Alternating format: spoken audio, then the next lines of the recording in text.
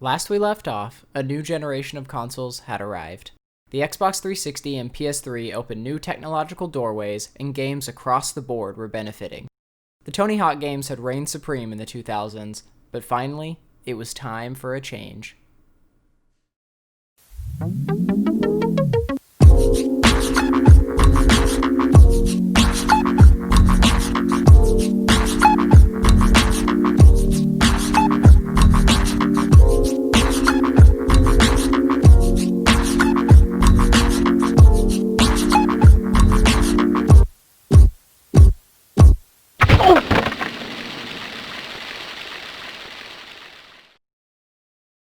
Like never before, there was a window for someone else besides Neversoft and Company to make a quality skateboarding game. The Xbox 360 era had provided the technology for games to ascend to a new level. It was simply a matter of who would strike first. Electronic Arts, love them or hate them, had long been giants in the games world. They had dipped their toes into the water of extreme sports with SSX, which in many ways resembled the established gameplay of the Tony Hawk series. However, their experience in mainstream sports titles like Madden had given them an idea of what it took to create a quality simulation. By the mid-2000s, they had begun to implement thumbstick controls in many of their titles, such as Tiger Woods and Fight Night. For EA's Black Box, this concept translated fantastically when applied to the mechanics of skateboarding. Quick movements on the right thumbstick, it turned out, represented the foot motions on a skateboard quite well. With that one brilliant realization, a new breed of skateboarding game was born, one designed to emulate the feeling of being on an actual board. EA was poised to disrupt the genre like no one else had been able to. EA and Black Box caught a huge marketing break when they attached Rob Dyrdek to the project, who would quickly become the new face of MTV and the latest generation of mainstream skating. After premiering gameplay on an episode of Rob and Big, which in retrospect was hardly representative of the final product, the hype for the newly titled Skate went through the roof. The Tony Hawk series, already in desperate need of a shot in the arm, was scrambling to keep its footing against this new competitor before it was even released, and threw everything it could into 2006's Tony Hawk's Project 8 as a preemptive strike. The advent of thumbstick controls in the EA camp led to the inclusion of a new feature known as Nail the Trick, where players could slow down time and use the thumbsticks to move the board freely. It was an interesting concept, but didn't add any actual realism to the game, instead being used as another tool for scoring points. The emphasis was still on huge video game combos, among other tried and true arcade tropes. It could never fully decide what it wanted to be, a direct simulation competitor to EA or an arcade-based experience, and this indecision would continue to plague the series for years to come. Project 8 was also notably the first title in the series to move away from the original Neversoft engine, resulting in gameplay that felt and looked decidedly different, and was nowhere near as fluid as past entries. Despite this, Project 8 was fairly well received, though it would simply be treading water until Skate arrived, hoping against hope that it could still own the market. In September of 2007, Skate officially released, and it was immediately clear that it was the future of virtual skating, or fake skate as many community members have grown to call it. The gameplay felt supremely realistic, tricks required precision and finesse, and with a fair amount of skill could be manipulated to add personal style to every single line. While the realism was the obvious selling point of the game, the real magic of Skate lay with its replay editor. The surprisingly new addition to the genre, paired with the flourishing online ecosystem of Xbox Live and PlayStation Network, allowed the spread of clips, both realistic and meme-worthy, to permeate the consciousness of anyone who picked up the game.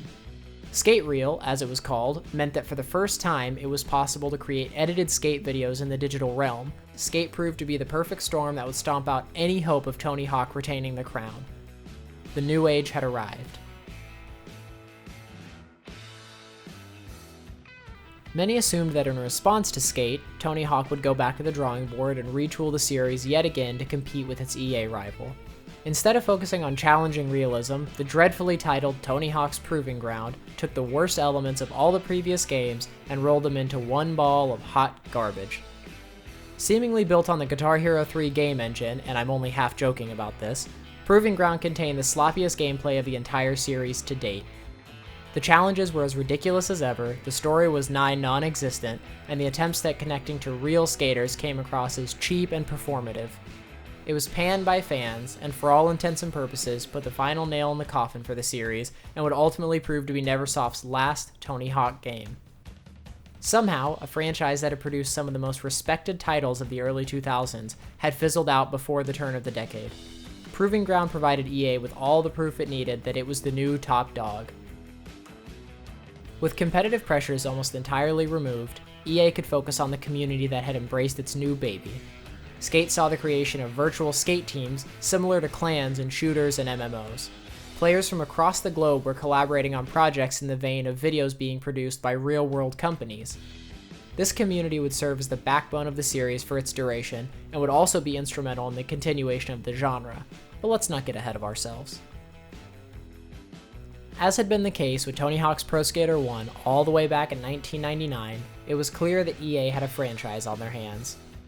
Fans both hardcore and casual alike had crusaded across every inch of San Vanalona, and by the end of 2008 were salivating at the thought of the next entry.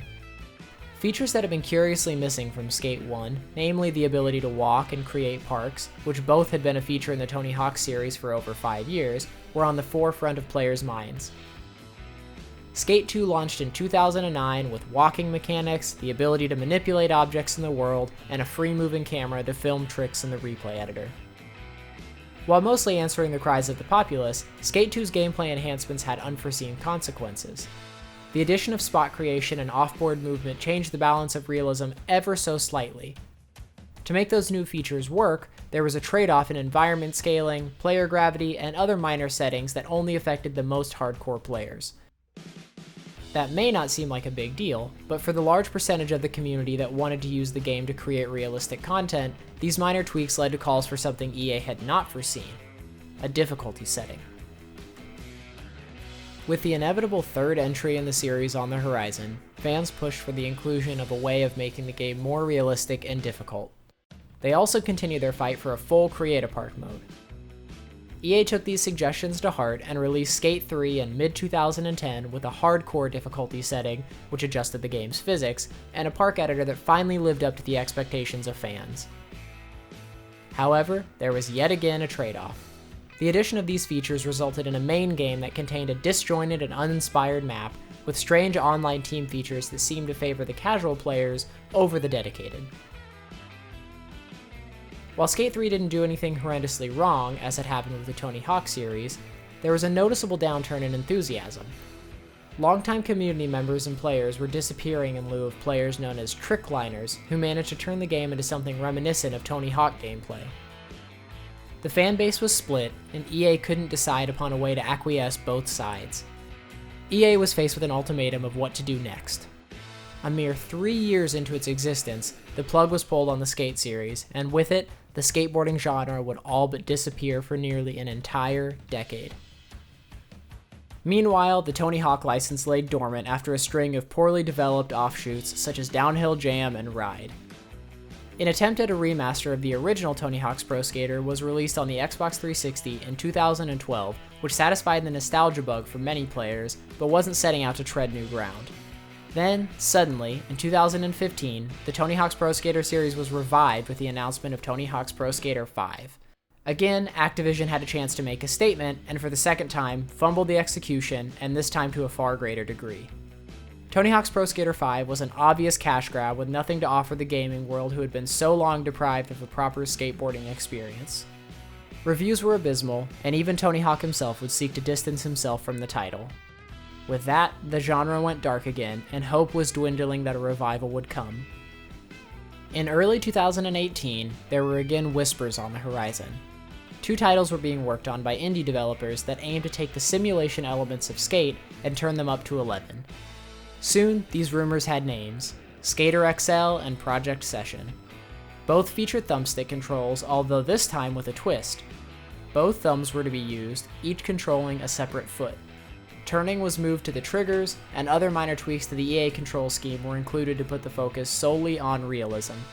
One of the most interesting notions was that both games were being developed for PC, which opened the door to user-created content.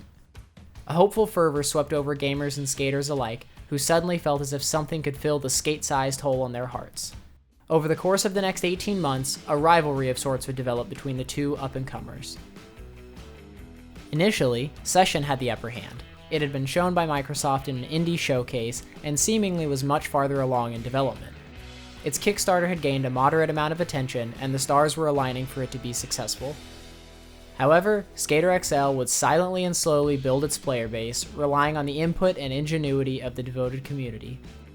Skater XL opted for a beta program rather than a Kickstarter, which allowed for it to reach a larger number of players through Steam. In turn, these players were encouraged to give constant feedback to developers, and many pillars of the skate community were leading the charge for Skater XL to succeed. A modding community came together almost instantaneously, which was something that Session had not been able to establish. The community of Skater XL worked alongside the developers at Easy Day to tweak the game at an astonishingly quick pace, while Session moved in the opposite direction. The cooperation between developer and player and the addition of modding was and remains to be vital in the evolution of skateboard video games. Technology was no longer a restraint, at least in most ways, and players had become savvy enough to figure out how to bend the game to their will. The result was the most individualized gameplay of almost any game on the market, especially when speaking in terms of a sports title. There are literally thousands of videos made by Skater XL players, and almost no two look alike. This was the freedom so many players had craved for years, and finally, after almost a decade-long drought, their cries were answered. This isn't to say that both Skater XL and Session aren't both without their flaws. Neither has publishing giants such as EA or Activision behind them, so bugs are numerous and polish is sometimes lacking. Players from both fan bases are quick to point out the shortcomings in their rival, and they are certainly not without merit. Of the two titles, only Skater XL is officially released. While the quick development and active community have helped bolster its popularity, the lack of some basic features has led to poor reviews from mainstream outlets.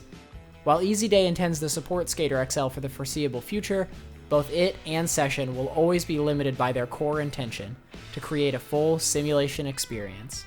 Mainstream gamers don't have the time or interest to get past the steep learning curve in both titles, which will always limit their commercial success. That said, both titles have managed to rekindle the connection between gaming and real-life skateboarding, which bodes well for their futures. On the subject of futures, after years of silence, 2020 saw the announcement of a new Tony Hawk game, as well as the long-fabled announcement of Skate 4. The timing of this is almost entirely in response to the success of the smaller guys taking risks and succeeding. That said, developer Vicarious Visions is producing a from-the-ground-up remake of the original Tony Hawk's Pro Skater 1 and 2, and it remains to be seen what direction Skate will take. The moral of it all is that after 20 years of evolution and advancement, we have reached an apex where all types of skateboarding games can coexist, at least theoretically. For the casual arcade-style player, Tony Hawk has you covered. For the middle generation, brought up on Skate, EA will be sure to satisfy with its big-budget offering. And of course, for those dedicated players who have truly never given up on the fusion of digital and tangible, Skater XL and Session promise to provide exactly what the doctor ordered.